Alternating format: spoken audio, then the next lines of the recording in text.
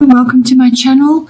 Thank you for watching, liking, sharing and subscribing. I hope you enjoy the insights here in this reading. It's a general reading, so take what works for you. So in the first house you have void of course, moon. The general meaning is missing. So now this house, the first house, covers the self, your appearance, your vitality, your how you project yourself and how you are received by others, how they perceive you, and your physical body, and your characteristics, really, what other people can see, how they view you, and just how you move forward in the world, how you project yourself. So now with this card appearing in there, as it relates to perhaps the way you are projecting yourself, or perhaps if you're starting a new physical regime of some sort, this is not a good time to be starting anything new. Rather wait until you feel that it's the right time to move forward. So don't take action and launch yourself into new paths or impulsive actions of any sort. Just do not do that. Take no action. Rather be disciplined and stay within your normal routine. Because if you launch yourself into anything new, or if you try to move forward on something that perhaps is it's not going to be in alignment with how you are at the moment. It's not going to work out very well, or it's not going to work out as planned. So this can apply in a great deal of ways. You could be asked to take part in something, or you want to launch something, or you want to now suddenly move in a new direction and so on. Rather wait until your heart tells you that it's time to move on. Only follow things which really feel truly important to you. It's what your heart wants, so listen to your heart. You might get you can investigate spontaneous or unplanned matters. That's fine, but don't if you're going to be focusing on things, only make it what you want, because otherwise it's not going to go as planned. So you may try to launch something and it will just not work out. So if it's a new physical regime you want to start, or a change of how you're going to be perceiving, sort of projecting yourself to others, it's not going to work and you're not going to be received well by others. So rather wait. Just stay within your normal flow and your normal discipline routine.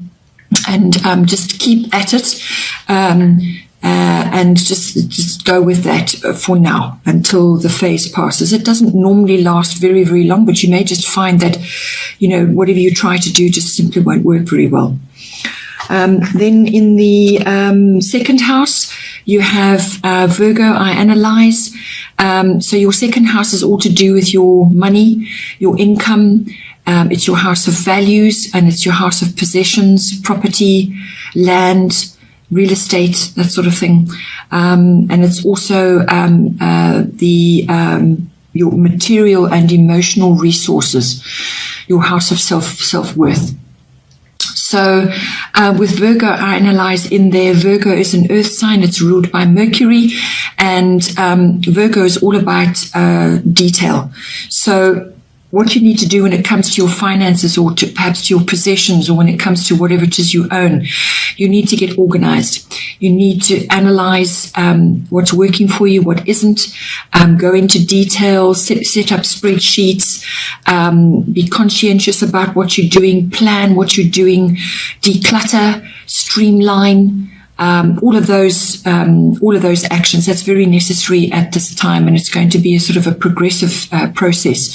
So it may take you time to get everything organized, but rather get things under control and actually work it out to your satisfaction. Don't let things slide or become out of control.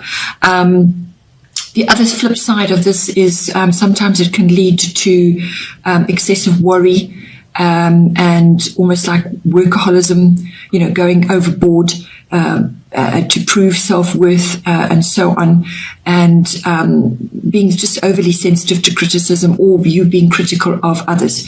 So you need to be critical of your finances, perhaps, or what you own, and what's working for you and what isn't working for you, but don't direct that in a negative way. So it's all about organizing yourself, getting your things sort of correct and present, and just focusing on what you've got, what you haven't, what you would like to bring in. Get out your spreadsheets, do whatever it is you have to do to declutter and get organized, because that's going to be necessary now. Then in your third house, you have the fire element. This is desire. Your third house is everything to do with communication of all kinds. So that's verbal, body language, written. It's the house of contracts as well. And it's also dealing with your siblings and your aunts and uncles and cousins and so on. So whatever it is, however it comes up for you, whether it's perhaps a new element within your job, communication. It's a very fiery element. You can expect changes and new beginnings. There could be a bit of a wake-up call there as well. So it's a fiery new beginning. It's almost like scorched earth policy. Just blitz. Things will be blitzed, and out of that will come a new beginning, which is obviously going to be better for you. But you literally are clearing out what isn't working and moving forward with that. It's passionate, so you could be very communicative and very passionate about what you're saying, what you're writing. So obviously just keep that in check. Don't be, go overboard and be too aggressive or too forceful or too impatient with others or too impulsive. This can have many manifestations, but ultimately it's take action, or action will be thrust upon you. It could also be ego, sort of the rise of the ego, or having the ego sort of slapped down, if you want to call it that. But so keep that in check as well. As I say, it's about directed action. It's about focus. It's also creative. It's very assertive, and it's honest. So rather direct your energies where they need to go at this time. And if you need to clarify finances, or you need to take action on your possessions of some kind, then your words and your actions around that are going to be fiery and passionate and directed. And you need to do that to take control of this. Possibly, this can have many manifestations. But in any case, it's the communication side of things, taking action on that, and just undergoing some sort of change with how you do communicate with others. Then in your fourth house, you have the North Node. This is life purpose. Fourth house is all to do with the home and your home life. It's also to do with your ethnic identity and your foundation, your roots. So the North Node is all about stepping into your mission for this lifetime. So if you are one that is interested in past lives and present life and so on, this is seizing your mission this lifetime with both hands and going with it. So it's a very positive aspect, and it's coming up in your. So if it's to do with your home, then create a happy home life, because when you do that, you create a really strong foundation, and that leads to prosperity. And prosperity can be in many things. It can be in love. It can be in security. It can be in finance. Once you feel secure in your home, and it's a beautiful home, and you feel happy there, it really does give you a wonderful foundation. This is a destiny card as well. So you might find opportunities coming up for you, or you may be meeting or coming across people who are part of your soul family. You're going to feel very comfortable with them. They're going to perhaps assist you in some way, and it's just going to feel absolutely right that they assist you at this time. Something to do with your home. So you could be changing your home, you could be rebuilding a home, or you could be purchasing a new home, or relocating to a new home. But it's however that manifests for you, it's going to be a change for the better. It could also be something to do with your ethnic identity and your roots. You perhaps are actually going to be perhaps reconnecting with others from the past or from past lives who are somehow going to activate those aspects for you. It's something to do with your roots, your foundation, where you're from, and how you identify as yourself, what you identify with, your roots. So there's something going to come up. It's a very positive thing, and it's almost karmic. It's going to feel really right. It's almost like right place, right time. You're going to perhaps really let go of things from the past and now fully move forward into your power, to really harness all of those wonderful ancestral connotations that come with your ethnic identity. So there's that element coming in, but it's also your home and your home life. You could also be starting a home business, which there's monetary gain associated with this card as well. So if it is a change of home, make sure that you're bringing in, or your full essence into your home. Make it a beautiful home. Make it your castle. And if you need to start a business there, really bring in all the best elements to make it a really solid foundation for yourself.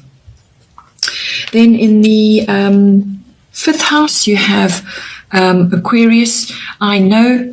So Aquarius, this is a futuristic sign, this is associated with your 5th house, which rules children. So it can be your children or children you are close to.